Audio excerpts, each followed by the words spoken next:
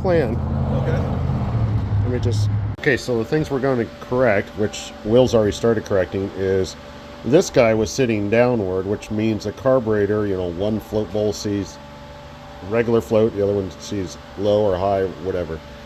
The other thing is, if you come down here, we don't like that. That uphill effect. The whole manifold is sitting downward. And this is a very strange manifold, but it's okay. So we're gonna try to raise that up. The problem is it feels like it's hitting the turbo possibly. Besides that, there's a boost line over here that's broken. The line that comes off of this, which goes up and feeds the gauge, as you can see, it's broken, so it's not even giving the gauge, and it's giving you a constant intake leak. We're going to fix that. I want to pull the wastegate top hat off just to check the spring to see what it is and see the condition of the wastegate. We don't want this thing getting stuck on us while we're making pulls. Alright, and I'm zoomed in really close because I don't know if it's good to show the license plate or not. Alright. Alright, we'll just get to work. Alright, so what you can see here is the pipe is actually running into the turbo like we thought. So we're going to have to remove this and cut that out. Will's removing that right now. It's because the pipe was actually, the boots are drooping down and you've got a collection of fuel happening. There was fuel that was collecting here. In fact, you can see the residue of it there, that little puddle area.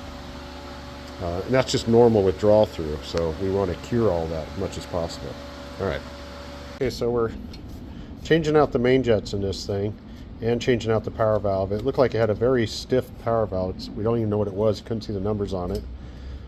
So we've changed that out, and now we're changing out the main jets and just doing a quickly little clean of little things on it, but otherwise put it back together. The other thing will be all the Excel pump. We need to look at that, and then what cam it has in there also. All right. Okay, so we got this all situated, got the adjusted jet in there, turned it on, doesn't leak, fires up, but it keeps backfiring through it. It's acting like lack of timing. So I just checked, and we just pulled it off, but I'll show you where I'm at. Okay, so just remember, this is a draw through, not a blow through. Take that off. It looks like this was rubbing on the inside of this guy here too. Besides that, it's not locked out. You're like, oh yeah, but you can run non-locked out. The problem is when you have long runner length, this is very long for this, you need more lead time in the timing. So if you had, let's just say 30 degrees of total, and your lead time needed to be up around 20, let's just call it 18, 20 degrees in order for this to work. Okay, so that means if you're 30 degrees, 18 to 20 is only 12 degrees of advance built into the distributor. Most distributors have about 18 to 22 degrees. So now you're limiting it down to about 12 degrees. Okay, besides that problem, you're worried about detonation with the turbo application. With the turbo, you need to pull timing back so that it won't basically knock on you, start pinging. So now you go back from that 12, instead of being 30, you might want to bring it back down to 26, 24, 22 degrees. Well, when you're all said and done, you're only talking about 2 degrees of advance built in distributor. That's useless. So we lock them out. That way your starting point's higher so that you get enough pull on when you have a runner length this long, and your retard amount is also down, protecting the motor. So kind of a damned if you do, damned if you don't, so we end up locking it out. Because this does not have a locked out distributor, I need to pull this apart real quick and lock it out. Alright, so we got the distributor here. I just got the C-clips out. So let me point out what it is I'm talking about. So these are the little advanced weights, and you can see, there's your little movement there. Now normally you would have a spring attached from here to here. I just ripped that spring out. Now we need to get these guys out. These are the little advanced, or the weights that swing out with centrifugal force. They basically do that. And you can see in which basically it pushes or pulls on that spring then, so this distance would increase, and that'd be your normal advance. So we're going to take this guy out, and we're going to take this guy out, and then we're going to weld this to the bottom plate. So Get me some of these guys. Sorry if my phone doesn't focus. Come on, baby. Walk with me. Let me just slide these guys up and out of here. You know, real easy. Come on. I haven't done these in so long. I thought I remember it going a lot easier. I thought it was easier back then. What? Is that the way it always is? We remember things easier than what it actually was. There you go. There's one out. It's like pulling teeth. All right, now maybe this one will be easier.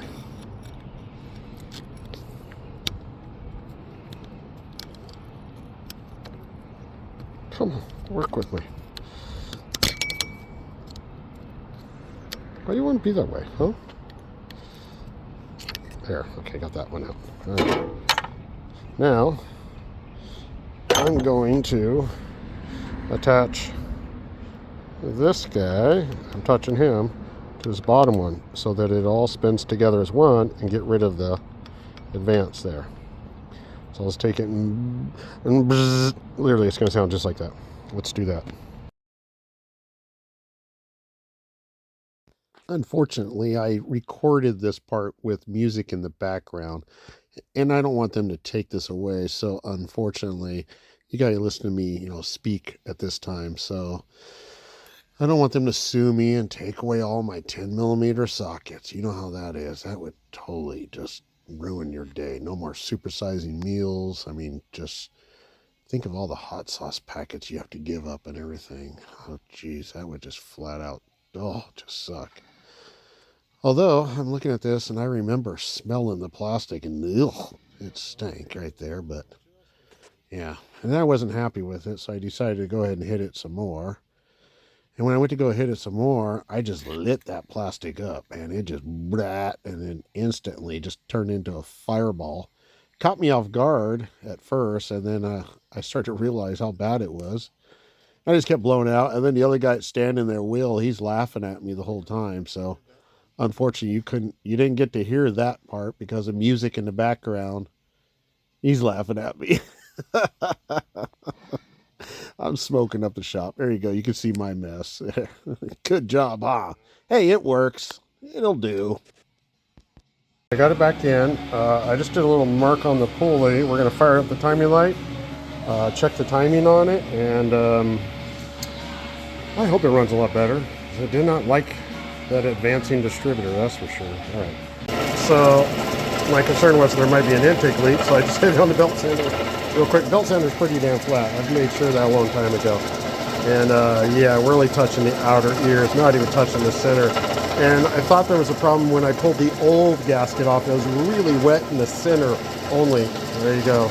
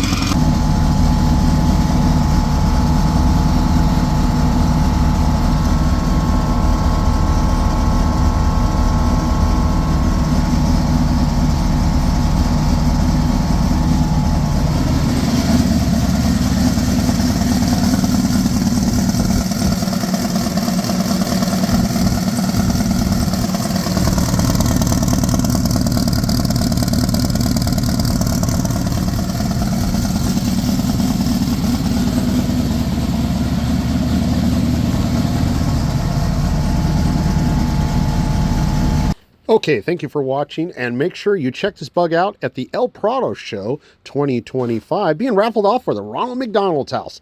Ooh, I want to win it!